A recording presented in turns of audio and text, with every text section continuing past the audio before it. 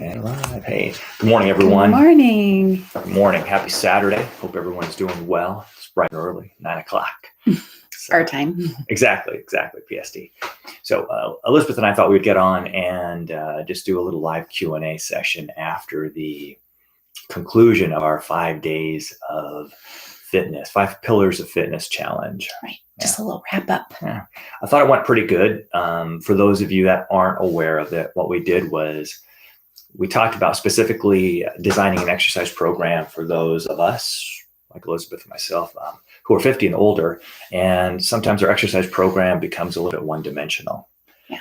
You know, we tend to be, maybe we walk, maybe we hike, or maybe I swim a couple days a week. And I mean, that's all good stuff. But in order to really maximize this aging process, we really need, what we call the 5 essential pillars into our exercise program. So day 1, we talked about mobility and flexibility. Yeah. Day 2 Yeah. was about stability and strength. Correct. Day 3 was about power. Mm-hmm. Day 4, balance. And day 5, cardiorespiratory fitness. Yeah, correct. And so, so there are videos on each one of those days at the YouTube channel, Front Row with Ed and Elizabeth, and it's in a playlist. And so if you haven't seen this, if this is all brand new to you, you can always go back and you can check those out. Oh, yeah. And it's important to try to incorporate as many of those into your workout as you can. Yeah. Because each one has a real specific reason. And oftentimes, too, it just requires a little tweak to add something. Yes. So it doesn't mean that your workouts are going to go from 45 minutes to an hour and a half. Yeah. And you wouldn't do something like, I'm going to do just a balance workout, because that's not, although there would be nothing wrong with that if you had unlimited time, but it's not that functional, really.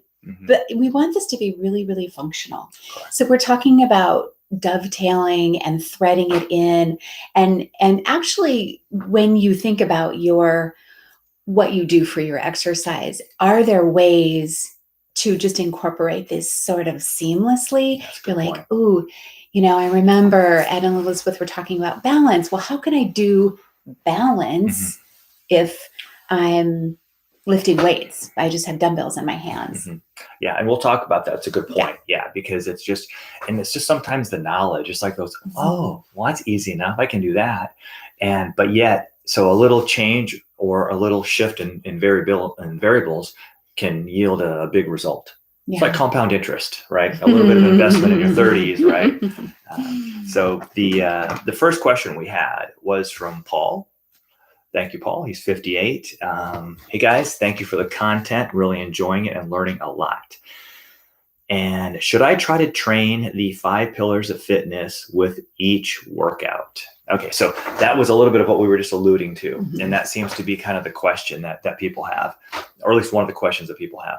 So once again, there's different layers to it. But Paul, if you're watching, my question to you would be, are you training for specific goals, or are you just at 58 trying to stay as healthy and as strong and as viable as you can? So if you are training for a specific goal, let's say, I've always wanted to do a half marathon or whatever it might be, then obviously running and cardio is going to be a big part of your fitness pie. And same thing I've got clients that love to cycle, and they're cycling and they are in their age group and they want to place, and they're still being competitive athletes, well into the second half of their life. So it really depends. In that situation, it's a little bit more specialized, and you're going to do a lot more cycling in that example, or running. However, if you are like, for us, for example, we're not specifically training for anything at this point. We're training for health. Exactly. Sorry, training for health. That's a good point. We're training for health. So no specific sporting event. And so for us, what we try to do is incorporate all of those into our workout to some degree. But they're, picture these overlapping circles. Yeah. The biggest circle is going to be strength training. All of us, even going back to that example, if you are a competitive cyclist or competitive runner, we all have to strengthen. Yeah. The bottom line is that the more muscle mass we have as we age, the more likely we are to live longer. I mean, It's just a simple correlation. So even if you said like, I don't have a lot of time, should I do more cardio, like 20 minutes on elliptical, or should I do 20 minutes of weightlifting? My choice would be 20 minutes of weightlifting. Yeah. because the improvements that we get with weightlifting go beyond just, hey, I can get out of my chair a little bit easier. Yeah. There's this, or I can lift this amount of weights. You know, I can do a whatever bench press. It goes way beyond that. correct. Yeah. And there's health the implications. implications Yeah. are they're just beyond any of that. You know, we're talking about bone density, we're talking about sarcopenia, and really wanting to beef those muscles up, not to have like the best sculpted looking body, although, you know, if that happens, great. But it's really for more foundational purposes is why we're saying this. Correct. Yeah. So if there's one thing that you do for your fitness, you must strength train. Yeah. Now, the next logical question becomes, well, how often should I strength train? And what we tell our clients, look, if you're not strength training at all, you can assume that there's this gradual decrease in strength. Not a big surprise. As we get older, we're not as strong in our 50s as we were in our 20s and 30s for most of us. Some people, there's always the unicorns. But if you're not training at least 2 times a week, then your progressive decline of strength is greater. So 2 times a week is generally going to keep what you have. And so if you're like, well, I'm not comfortable with what I have because I can definitely tell I'm feeling more fragile, or I have trouble lifting up, heavy boxes or what have you. I can hardly do 10 push-ups. Well, then you're going to have to train 2 to 3 times a week. So 3 to 4 times a week, you're going to actually start building muscle mass again. Yeah. Now, because of the hormonal changes, you're not going to make the gains that you were in your 20s, but you still can make changes. Yeah. And the bigger thing is that you're going to prevent that decline of strength from kind of falling off a cliff. And so then it's really hard to not do anything. Like, I know a lot of guys, we're in our 50s, we're working hard and we're in the throes of our career, that last 10-year push, but we tend to ignore our health a little bit. And like, I'll pick it up when I'm retired. Not that it's too late, but it's never too late. It's never too late, but you're really working uphill. So you're better just to say, you know what? Chances are, statistically speaking, women live longer than men, but we're still going to be, men are going to be upper 70s, women are going to be into their mid 80s. So it's a good idea to hedge our bets now and to work on that strengthening. And with that, I wonder if we can shift the statistics just by paying attention, because generations have patterns of behavior, right? So I wonder what millennials will do when they're 30, 40, 50, if they've already got, like, I wonder about my kids. But for us, we can already shift those statistics and go, hey, if I start implementing these things, these pillars of fitness in different ways, we can move that statistic for men in particular. Yeah, I know. Guys, we just don't age as well. Yeah. And I think a big part of it is that we just don't take care of ourselves as much until things really break down. Yeah. And that, and Ed and I speak to that a lot between each other, just our patients. And it's like, so think about this for the men in your life if you're not a man, but men usually won't go to the doctor unless something's really wrong. And the thing that makes men go to the doctor is when they can't work, and it's like, and then you have, weekend warriors like, well, I'm going to just go for a run this weekend, which I think is great, but take that and begin to extrapolate that out into your life, and really just feel good about it. Take 20, 30 minutes, and we believe we should exercise every single day. Yeah. That way there's no like, will I or won't I? Will I do 3 weeks, 3 times a week? Do I do Monday, Wednesday, Friday, or do I do Monday, Saturday, Sunday? Instead of having all that go on in your head, can we just go, I'm just going to do something every single day? And that's where these 5 pillars of fitness can really work for you. Yeah. Yeah. And there is a little bit of science and programming that has to happen. And so we need recovery in between. So what oftentimes I recommend, if someone's working out 3 days a week with weights, then, and this is going to kind of answer Ruby's question here. Thanks for the question, Ruby. Thank you, Ruby. Is you want to try to work out and give yourself at least a 48-hour recovery in between.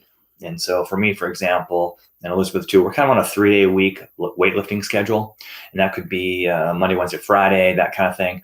But the idea is to give it about 48 hours of rest in between, so the muscle kind of comes back stronger. Because when you're working out, hopefully your intensity is high enough to where the actual, you're actually getting some muscle fatigue and actually some micro damage, if you will, to the muscle, which is okay.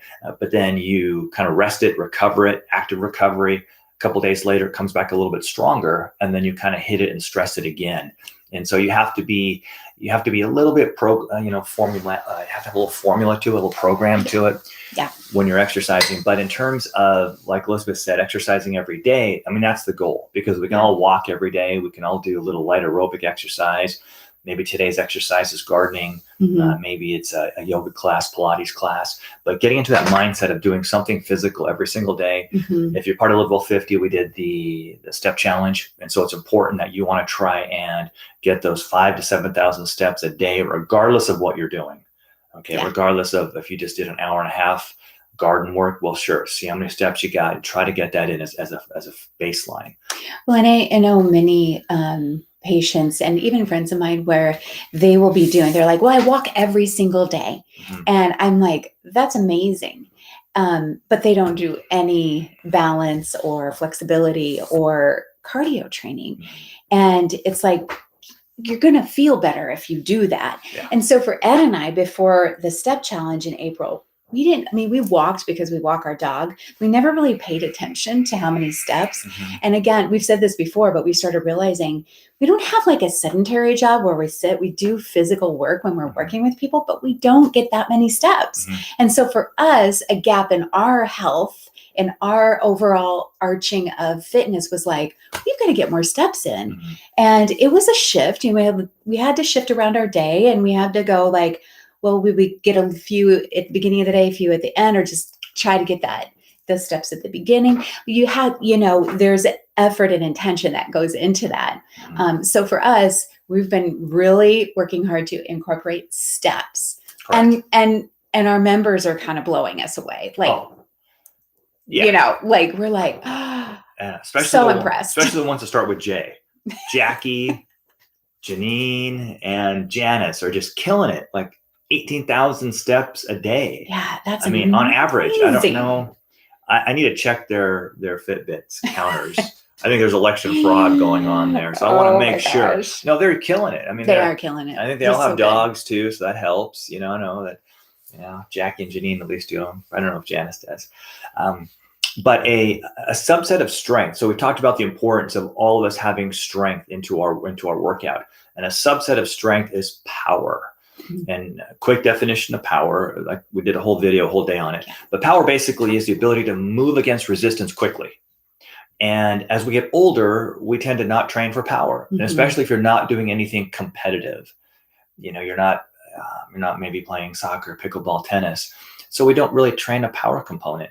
But for safety, we all have to, because what power is in a safety standpoint is tripping and falling and catching yourself, or being able to quickly get out of the way of danger, whether it's a dog, a car, a bus, whatever it might be. That's functional. It is. And so we have to incorporate that. So how could we incorporate power into our workout? And we'll talk about some specific examples of how we can do that. Yeah. And also too, like what a typical workout might be. So maybe now is a good time to talk about that. So what are some specific ways, so people are trying to incorporate, we've already said that you want ideally all 5 pillars in your workout. A little bit in every workout. Yeah. And we already said that the majority of that workout, unless you're training for something specifically, should be built around strength. Well, strength or cardio, right? Because if you're having an off day on strength, meaning if you're taking a day off strength, then you're going to maybe enhance cardio. Correct. Or coming up with some examples. Yeah. Power, one of the best ways to get a power workout and a strength workout is kettlebells. Oh, yeah. And you can find kettlebells that are really, really light and really, really heavy and just everything in between.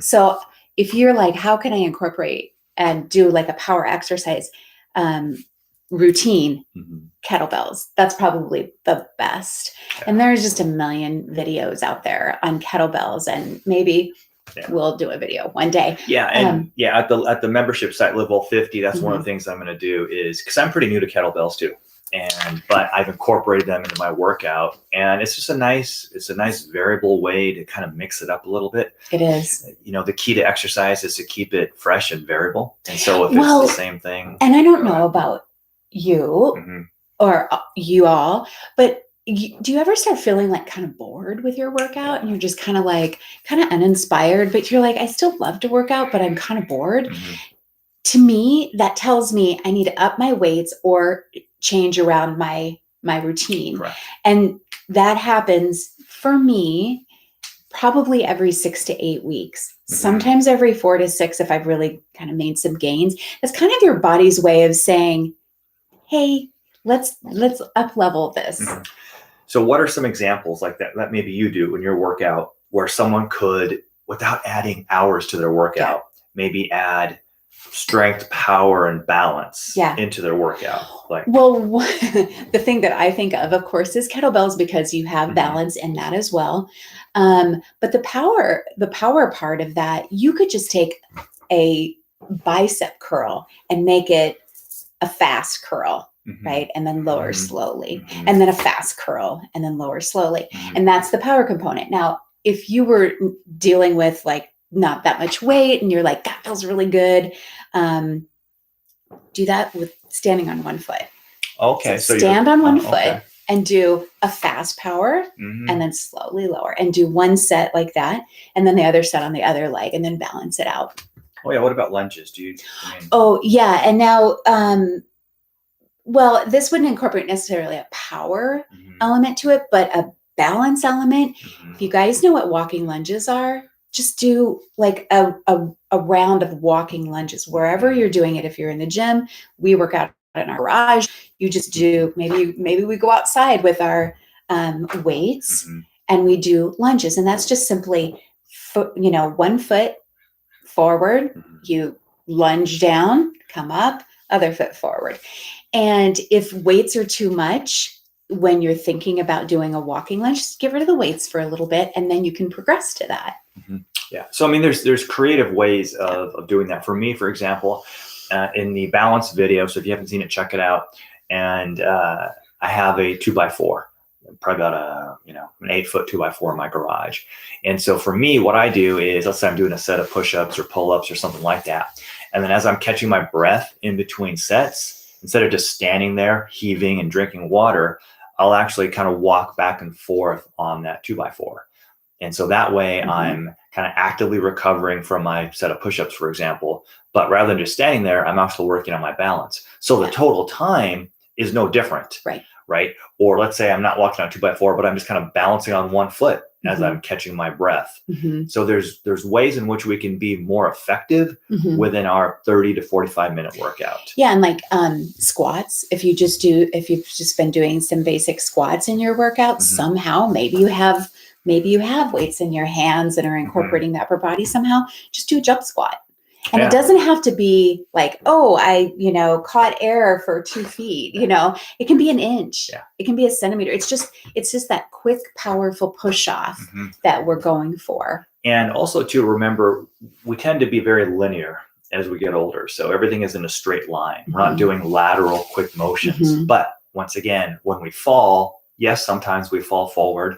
Yes, sometimes we fall backwards. But most of us, if we're going to fall, are going to fall laterally. So if you can, knee, ankle, hip issues notwithstanding, but doing some things where it's a side lunge, or doing some things that are power component side to side, will really safeguard yourself, and your body will go, oh, okay. So then if I quickly need to move out of the way in a lateral way, I can do that because the body's like, okay, we've done that. We do that 2-3 times a week in the gym. Doesn't have to be for an hour. It could just be one of your sets while you're working out. Right. So, I mean, you could do a lunge, a side lunge, and make that put a power component in just by springing off that foot and coming up to midline. Side lunge, spring up, come up to midline. So when you're working out, here's the overarching challenge to walk away with. Think about how could I incorporate balance? How could I incorporate power? As you're feeling it in your body, like, maybe I could just put a little spring into this, Mhm. with your weights, some with Mhm. your lower body, or somehow. Years ago, I just decided when I was doing triceps and biceps, I'm like, you need to get some more core, is what I was thinking at the time.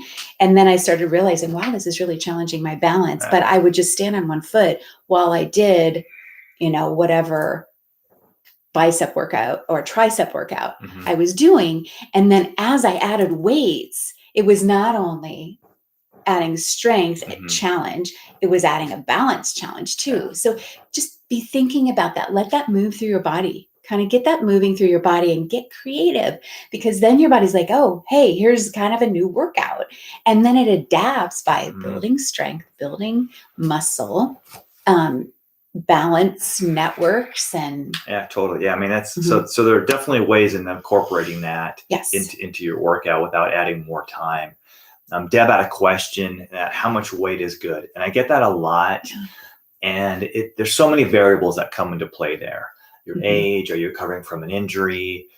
What's your relationship with weightlifting? Have you lifted weights your whole life so that you've already got a baseline to work with? If you're like, you Mhm. know what, I've never lifted weights, but I'm tired of hearing you guys say we got to lift weights, and now I'm going to start to lift weights, but Yeah. I've never done it at all. And so in that situation, you want to give your body a chance to get used to it, because there is some stress. I don't want to say there's danger involved in lifting weights, but there is if you don't use the right kinds of weights. And so Right. you're better off starting off with a lighter weight and doing more repetitions. Ideally, a general guideline is you want to be somewhere in that 8 to 12-ish kind of reps. So if I'm doing bicep curls with this pencil here or this pen, this is obviously not enough resistance. So I did my 15 and say, okay, I'm done. Do another set of 15. That's not enough. So what you want to do is keep the resistance kind of light, especially for the first few weeks that you're starting off. Give your tendons, your ligaments, your skeletal system, Mhm. your brain used to, like, what is Mhm. she doing? Oh, she's lifting weights. Is she doing it again? Yeah, every 3 days she's doing this weightlifting program. So start off light, keep your reps a little bit higher. So maybe 3 sets of those 15-ish reps. Mhm. And what I mean by that, the last set doesn't have to be to failure, but after 15 reps, whatever muscle it is that you're working, you should be feeling it in a Yeah. good way. Maybe Yeah. just a little bit of a burn in the muscle or Maybe just something the like that. last few reps are kind of like, Correct. that's kind of hard, Correct. because Yeah. you're Mhm. towards fatigue. Yeah, I'll have clients that'll say, yeah, I just bought a 5 pound dumbbell set, and I'm gonna start working out at home, and I do this, and I do this, and I do this. And that's great. I give them Yeah. props for doing that. But there has to be a little bit more science into it if you want Yeah. to maximize your gains. And so if you're spending the time to work Mhm. out, you might as well get the goods.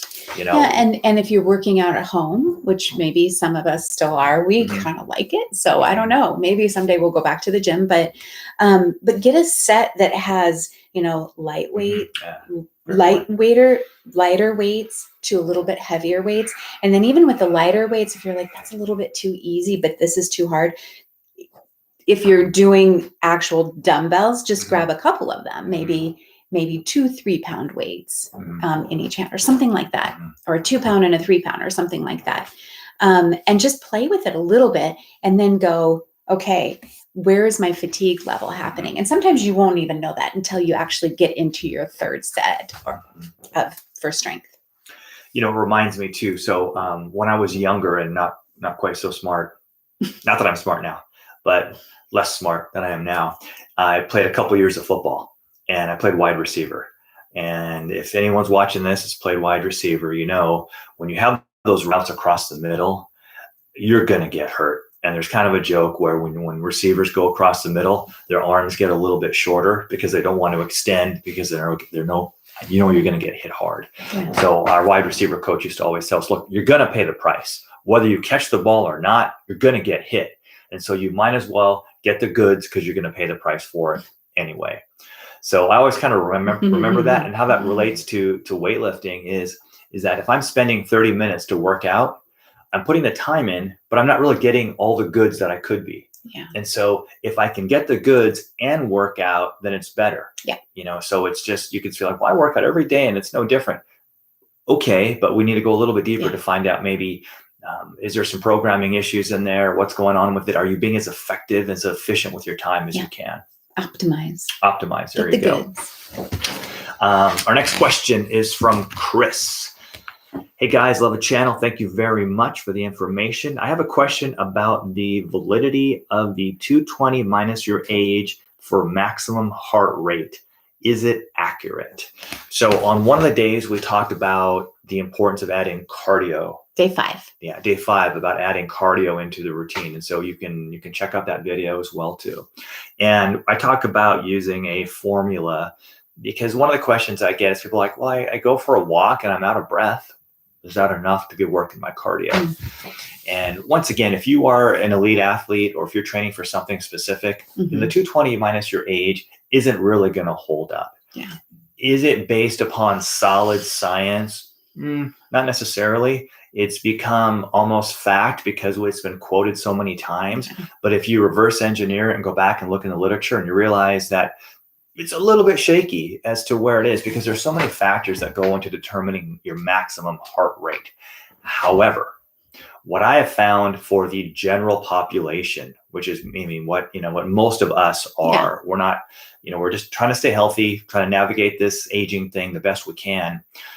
220 minus your age is a good place to start. Now, if you've got cardiac issues, anything like that, obviously talk to your doctor first. But otherwise, it's a simple formula, because what happens is if I give clients this complex formula to work on, chances are many of them are going to go, it was kind of confusing. Times it by point and then divide it by my age and then times it by, I just didn't do it, Ed. It's just not that worth it to me. Yeah. But 220 minus your age is going to give you approximately where your maximum heart rate should be. Yeah. And then okay, that's my maximum heart rate. Now the target training zone is going to be between 50% and 85% of that maximum heart rate. And that's where you kind of want to be training when you're doing your cardio workouts. Right. And it's a good place, like I said, to start. Now, there's variability that I understand. If I went for a run right now, that'll affect my heart rate differently than if I was to get on a bicycle. So there's a lot of variability in there. But once you kind of start tracking things, you'll start getting your own database. Right. Because we all need to be scientists of our bodies. And so if you're at the gym and you got the elliptical machine, sometimes you can grab onto that and it gives you an idea right there of what your heart rate is. Yeah. And if you're doing some of those interval trainings, which we talked about in the video, I love the interval trainings for cardio. Like we've talked about too. Elizabeth will get on the bike for 45 minutes and just do these great workouts. I don't like to. And so what I try to do for my cardio is I will try to do the 8-minute interval trainings. And so I'll get on there and I'll warm up and I'll go hard as I can on the bike for 30 seconds. And then I'll slow it down and do an active recovery for about 1.5 minutes. And I'll repeat that 8 times. And you can also do that when you're walking. So you warm up and then for 30 seconds, you walk as hard and as fast as you can. And then for the next 1.5 minutes, you just kind of slow down, let your heart rate come back down, and you elevate it again. There's something about that intensity that the body really likes. It gets your body's attention versus just strolling. All of a sudden, you start working hard. The body thinks, are we running from something? What's going on? We better start paying attention. So you start getting you're going to maximize your benefit. Once again, it's about efficiency, like Elizabeth said. If I'm out there for 30 minutes anyway, and if I just do steady state, you're getting some benefit. But if I can do these up and down intervals, the benefit that I'm getting out of that same 30-minute exercise session is exponentially greater if I do the interval training. So once again, that's knowledge. That's just like knowing, I could have been doing that, a whole lot earlier. And so it's all about that. And one thing that you can do is once you find if you have a device tracker, great. Then you already have some tools to use. But let's say you're just out walking. You're like, well, normally I just walk. You can just pick up your speed, find a hillier place. Every morning we pass a neighbor of ours. She walks so fast. We're like, I bet she's already in her target heart rate, and we're kind of like, we just have our coffee. Well, we have Romeo with us too. We have our dog. He stops, and that's a good excuse. Still, we were just like, I bet she's in her target heart you know, because she just has such a good clip, and we're like, we should walk with her. I know, right? But, you know, when you do that, you just start picking up your pace a little bit, because even that will increase your heart rate. We've got hills, find some hills, or find some steps to walk up and down. You know, it doesn't have to be like, you know, being on the bike for 45 minutes. It's just, I happen to like that. And I do a separate cardio workout. So when I'm walking, I'm kind of like, this is just enjoyable to talk to my husband and be with my dog, you know, and be outside in nature. So it depends on what your intention is, but just, you know, be thinking about that. And the other thing that I wanted to mention with target heart rate is going to change. Correct. Yeah. So let's say you haven't been exercising. And you're like, oh, my target heart rate is like, for me, it was like between 85 and 140 or something like that. And so, and let's say you just start working out, you're like, oh, I popped up into my target heart rate, but you hadn't been exercising. Like you just fell off the wagon for some reason. And you're like, ooh, I hit my target heart rate. I'm at 89. Great. And keep watching that, because it's going to get harder and harder to be in that zone the more fit you get.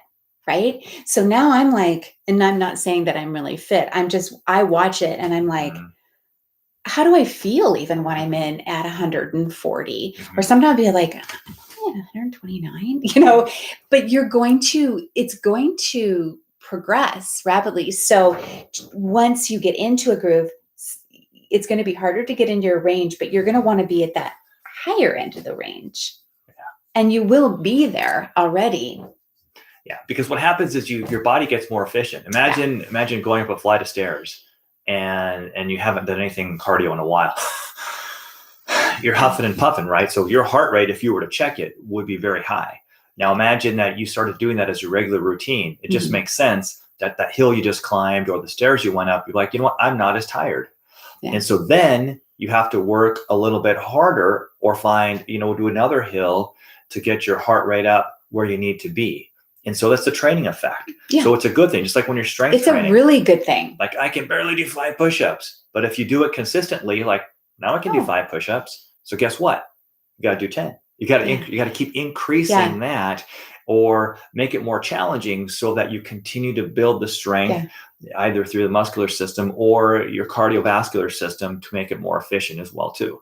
You know, so those are kind of the parameters that you need to work with a little bit. And like I said, it's just important when you have knowledge. I mean, and that's the biggest thing that we try to do. I mean, we're always learning. By no means, you know, by no means do I think, like, even when it comes to physical therapy or anything, I'm scraping the surface. And I've been doing this. We've both been doing this for 27 years. And I'm just humbled every time I pick up a journal and read something. And so, and we love disseminating the information as well too. So it's just fun for us. Here's a question. First of all, Babes, can I just shorten that? Love this program. Thank you. Oh, thanks, Babes. And then there's somebody here, no name. She says, hi, sorry I'm late. Love your channel. I'm 61-year-old woman who has been doing resistance training, yoga and HIIT at least 6 times per week since January 1, 2021 this year. I can easily do 30 plus push-ups on your knees, on knees. Hey, no name? That's awesome. That's amazing. So question is, how can I progress from knees to push-ups from plank position? Question is, how can I progress from my knees to push-ups from, got it. Yeah. Well, you know, first of all, that's excellent. That goodness. Kudos. Brava. That you're doing that, you know. So a couple of ways to do that. So if you have access to weights or dumbbells, one example would be, because you think about a push-up, right? We're on the ground doing push-ups this way. But if I also had access to free weights, then I could be laying on a bench and doing some bench press this way. And the challenging thing about push-ups is that you can make it a little bit easier, or planks, you can make them easier by getting on your knees and maybe putting a foot down, but you still have only one weight that you're dealing with. It's your body weight. And all you're doing is changing the angle a little bit. However, if you had access to a series of dumbbells, then you can get an idea of, let's say you have a 15-pound dumbbell, and you can kind of simulate that push-up, and you can kind of get an idea of what kind of strength you have that way. And you can increase your weights more incrementally than you can necessarily with just the push-up. However, let's say, like, well, that's great, Ed, but I don't go to a gym. I don't have an idea. And Yeah. I don't have access to that. Another way to do that is if you can do 30 push-ups on your knees, I can guarantee you once you're warmed up that you could probably do at least 5, real push-ups or not on your knees. Because if you could do 30 on your knees, I'm almost positive that you can do some of those. So what you can do is you can start sprinkling in some push-ups from a plank position, like you said, after you're warmed up. I would do those first. I would do the Mhm. plank push-ups, let's call them. I would do those first. Yeah. So your body kind of has the best of you. You haven't been fatigued. I have one more thing to say, but I'll let you finish. Yeah. And I just noticed too that you don't have the depth in your arms, and I understand that. So you're doing your push-ups, and you're just kind of like baby doing baby push-ups. So one concept that I'll tell you, and okay, I'm going to get on the floor here now, so we'll see if this works. No name. You should tell us what your name is, or make up a name. Just make up a name. Sally. Oh, hi, Sally. All right. So there we go. Yeah, you can see. Here, I'll move my chair a little bit too. So let's say you're on your knees and you're doing your push-ups, right? Okay, and you can get 30 of these, some variation of this. And then when you say you go up here, you're like, I just can't, I don't get the depth. And that totally makes sense. And so one concept that I'm going to tell you is eccentrics or negatives. So if I'm doing a traditional bicep curl, for example, where the muscle is shortening as I do the exercise, that's called a concentric contraction. An eccentric contraction is when the muscle is contracting, but it's lengthening. So for example, if I had a weight in my hand, I use my other arm to bring it up, and I'm slowly lowering it. So that would be a eccentric contraction of my bicep. That takes more muscle force. I will sometimes get more sore. If you're into bodybuilding, we call those negatives.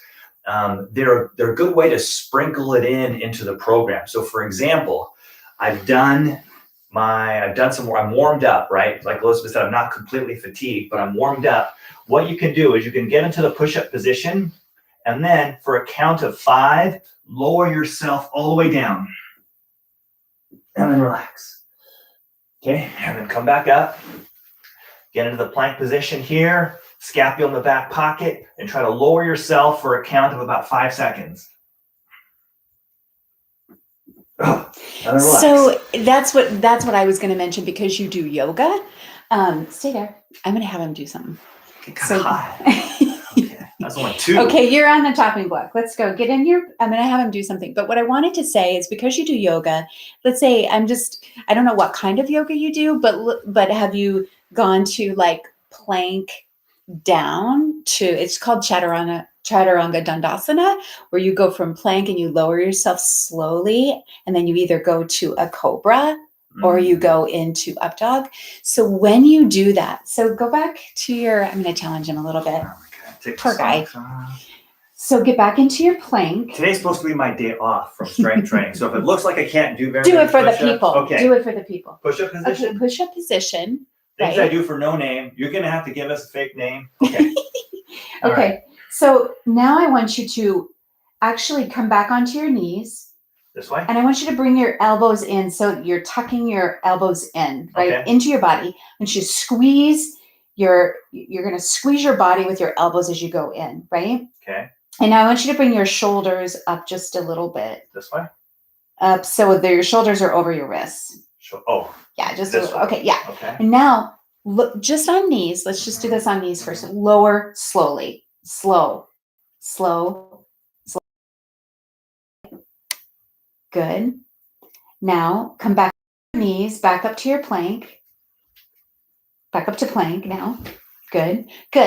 Now I want you to just let your chest sag in. Sag. Good. Now I want you to push up and kind of dome. Good. Okay. Now I want you to come halfway in between. So you're not, right there. Now bring the I didn't sign up for this. eyes of the elbow back towards your feet and lower yourself slowly. Just from this position? From this position. Slow. Pause. 5, 4, 3, 2, 1. Slowly lower all the way down. Good. So I would do something like that. Thank you. Thank you, honey. You're welcome. So I would do something like that. Hi, Karen. Thanks for sharing your name. All right, Karen. My first name's Karen with an E. I like Karen with an I. That's super pretty. So I would do something like that. And if you do something like vinyasa yoga, you do like a lot of those. And sometimes we just quickly rush through those. And sometimes then, for you, he does deserve a Danish. Thank you. He does.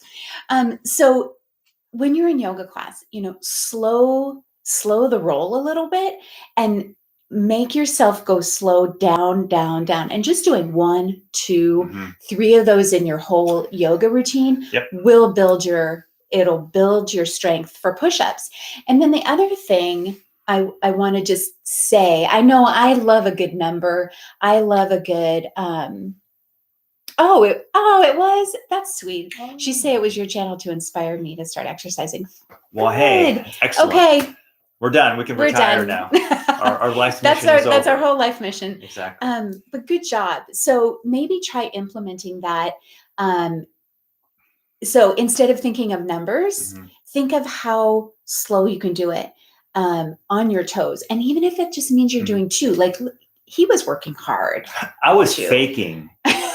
I was faking for the camera. It's hard. Let's just be honest. It was super easy for me. I was just like shaking just for the effect. That is what I would do. And then see how that goes for you. I know you'll notice it in your yoga.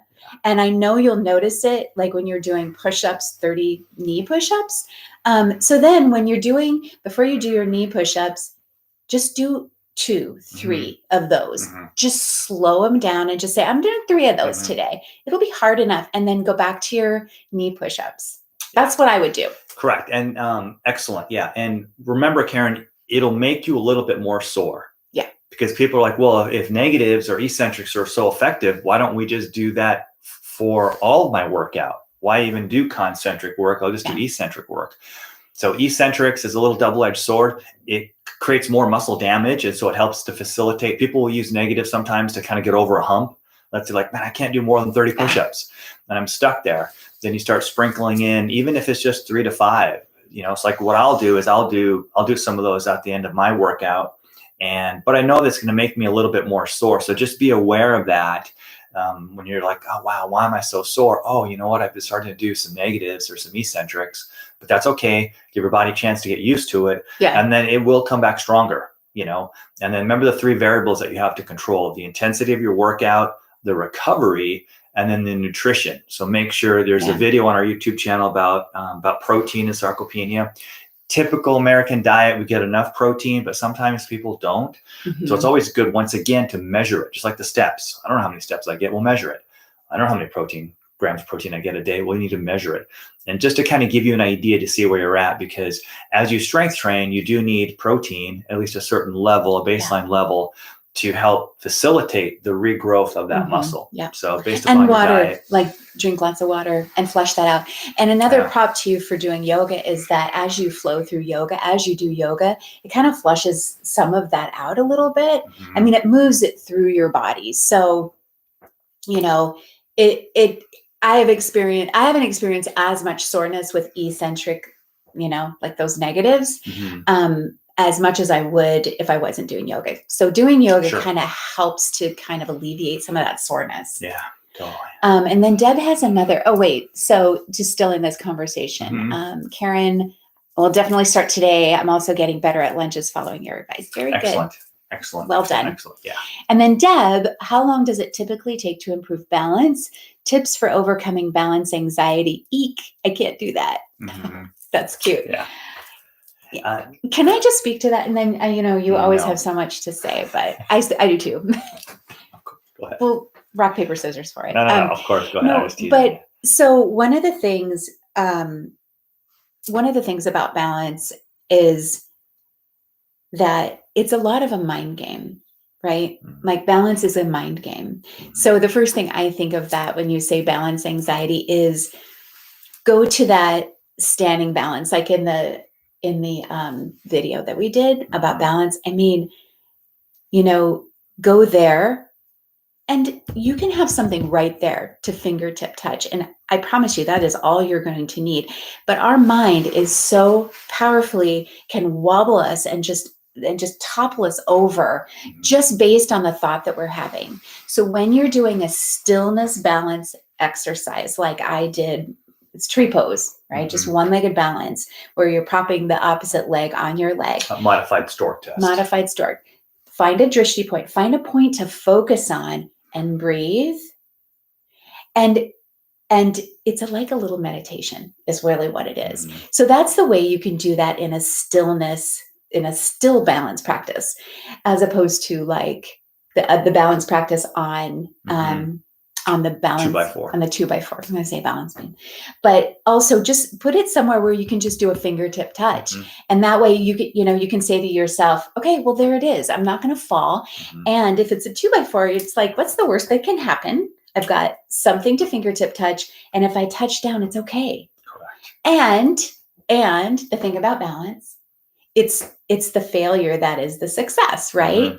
So we want to progress that. Obviously, we want you to be in a balance progression, but know, like, okay, that was failure. Now think about, is that failure because of the mind telling you stories about the anxiety, or is that because you actually had balance failure? Because those are a little bit different.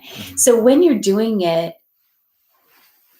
try to do a stillness and get your breath into it, and watch your mind kind of throw out these, oh, you're going to lose your balance. It's going to happen. I mean, it happens to me all the time.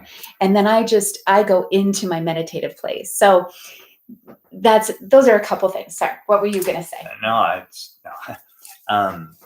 I just basically you covered it really well. I think that you can expect to see improvements in your balance even after 5 sessions of balance work. So I tell people, 5 sessions and you will start to notice a difference. You may even notice a difference within each session. So let's say you are doing something and then you go back and you come back to it again. Like when I do my little 2x4 thing, the first time I do it, I'm all over the board. But then within that same workout, I get more used to it, because that's the amazing thing about our body, is that it will adapt, and everyone adapts at a different rate. But definitely after 5 sessions of balance training, you're going to see some improvements. And like Elizabeth said, just make sure there's safe challenges, right? And so, if you've got a wall, and, I'll tell people, like I got ladies in their 80s that are coming to see me in balance. I had a gal yesterday that she has Parkinson's. Unfortunately, it's affecting her gait. And within this session that she was in the clinic with me, she lost her balance twice. And she caught herself, which is a quick lateral power motion. But we talked about that because she's like, yeah, I'm starting to do this more and more. And so I just really implored her to do a daily session of balance, but she lives by herself and she's scared. And so I said, we practice it. I said, go into a corner so that you're safe, right? So it's a safe challenge, and you have to get over the fear factor. And she has fallen. And that's the other thing. If someone has fallen already, then they start to contract their world a little bit. Understandably, they don't want to get hurt again. And so they don't take as many challenges. They don't take as many risks, and they don't maybe go out in the community as much. Or like, I don't think I want to go in that field looks uneven. Then all of a sudden their world is closing down. They're not getting as much steps, maybe not as much social interaction. And you don't understand all those, the things that can happen from that safety issue with balance. And so practicing is really important, but have a safe challenge. So you know that even if you fail, which is where, like you said, the success happens, but you're not going to get hurt. Right. You're not walking a straight, a slack line that's 5 feet above the ground, but you're going to fall and hurt yourself. Right. And so there's a big mind component to it. Absolutely. Huge fear, anxiety. And so what I would say is, here's what I tell myself every time I go to a balance, because I do get that, Deb. Like my mind will tell me all sorts of things. So what I say, it's a new moment. It's a new moment. My balance could be different today than it was yesterday. But this is the story that I have in my head. So instead of going into that story, I just say, it's a new moment. What do you got? And then I see what's there today. And then I give myself a couple opportunities to say, okay, I got that one out of the way. That was my first one of the day. And then go back and get yourself really centered. Let's see. Kristen. Hi, Kristen. I do cardio routine that includes lunges, plies, and squats. So upper legs are fairly strong. My core needs work though. Are planks an effective exercise for the core? What about glute exercises? You're welcome, Deb. Hey, Kristen, welcome. You just snuck that question in because I was just looking at the time going, okay, it's time to wrap up, but you got in. You got in, so I'm going to answer that. But if for anyone you. else needs to jump off, great to have you again. But stick around if you can. Exactly, We enjoy this. Exactly. So We try to keep it in that 45-minute range kind of thing. you don't want to fatigue y'all. Just Exactly. Plus, it's time for my Danish. Deb, you can bring that Danish over anytime you want. And so no raisins in the Danish, though, for me. Since it's for me. Anyway, okay, Kristen, planks. So in day 2 of our challenge, we talk about strength and stability. So if you have not seen that video, you can go to the YouTube channel, look into the playlist, 5 Pillars of Fitness, and look for day 2, which is strength and stability. We talk about doing a 2-minute plank test. Planks are kind of polarizing. Are they a very functional exercise? No. A squat is very... She said she saw it. Yeah. Oh, did she? Okay, perfect. Yeah. So a squat is a very functional exercise because we do that every day in our life. So it makes sense that we want to try to train that, especially as we get older. But like, I'm never going to plank in my life, so why do I need to work on it? However, earlier on in the conversation, we talked about efficiency. I can guarantee you right now, if you dropped down into a plank, after 30 seconds, after a minute, you're working hard, right? Think about other exercises that you could do for longer than a minute that don't really fatigue you. So I think that planks have a place in your routine. Yeah. The thing that I like about planks is that you're literally, especially if you're planking on your toes, I mean, you're getting contractions from the lower part of your body all the way up to the upper part of the body versus sitting and maybe doing a crunch, which is kind of primarily working on what we call the rectus abdominis. And more importantly, you're strengthening your spine in neutral. And that's really the thing that I see as our spine starts to age.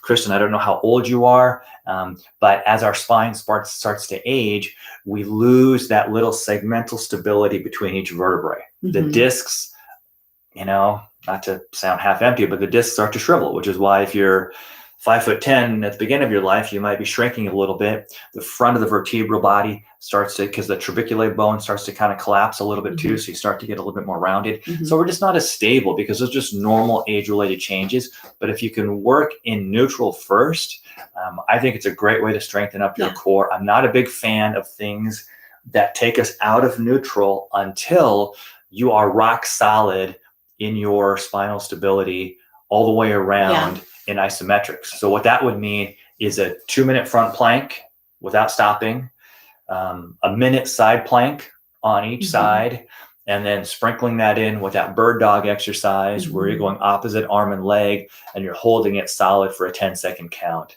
So those are my kind of go-to core exercises. Those are what we call spine sparing. Yeah. Okay. Spine sparing, because there's all kinds of things that we could be doing.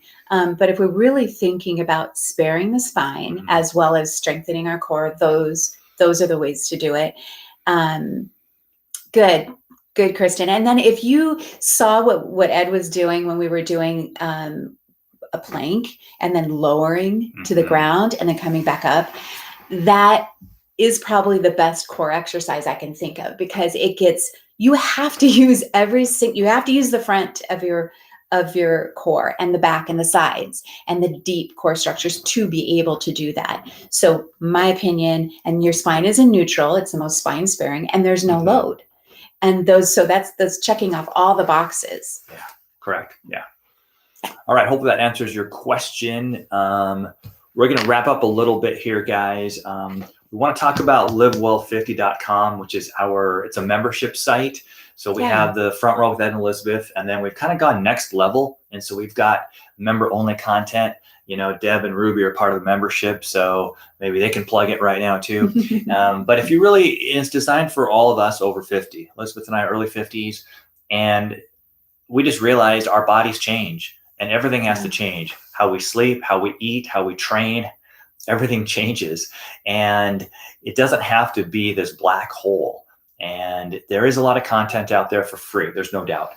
But what we try to do at Live Well 50 is try to help connect the dots and put some containers and some bumpers on it and give you access to us, as well as every month we have a new topic. So April was all about movement. Which is why we did the movement challenge, just to get a real big push of, Mhm. okay, movement, what can we do? And what does Yeah. that mean for us? Mhm. And what would we recommend? May is meditation month, which Ooh, is, yeah. I love that. That's my wheelhouse. Mhm. June is men's health month. That's So, right. you know, July, sleep cycles, Mhm. and then August, nutrition. And we have some really, really cool things. And it's not just us. We're trying to bring in people who are experts, actual experts in these fields, because Correct. we know little bits, Mhm. you know, Mhm. kind of in that generalist sort of way. But Mhm. and what we really want to do is guide you and distill the information for you. But there's people who are just experts in these fields. So we already have some really exciting things for the nutrition, Yeah. just because we've connected and started to collaborate with people already. But and so we can just have a different focus every month. Yeah. And it's Exactly. for you guys, you know, Yeah. if you're like, hey, can you guys cover fill in the blank? Mhm. We will try to incorporate that as well. Yeah, exactly. Yeah. So Mhm. check it out, livewell50.com. And yeah, and make sure that you guys subscribe to the channel so that you're aware of when we go Thank you, live Deb. again. It's a lot of fun. We enjoy it. Hopefully it's valuable for you guys as well too. Yeah. All right. Thank you, Deb and Kristen and Babe, don't forget Babe. Babe was in there somewhere. And no name, Karen. Well, I said Karen. No, didn't I know. I didn't say Karen. Sorry. Yes. Yeah. And Ruby, thank you all for just showing up live with us. Yeah. Thank you if you're showing up on the video. Leave comments and questions. Nice comments, or at least constructive. And we'll come back to it and answer the questions too if you have questions as you're watching this. Correct. Yeah. Video. You're all right, welcome, guys. Ruby. Thanks Take care. for You're coming. welcome, guys. All righty. Take care. Have a good weekend. Peace Bye-bye. in. Peace out.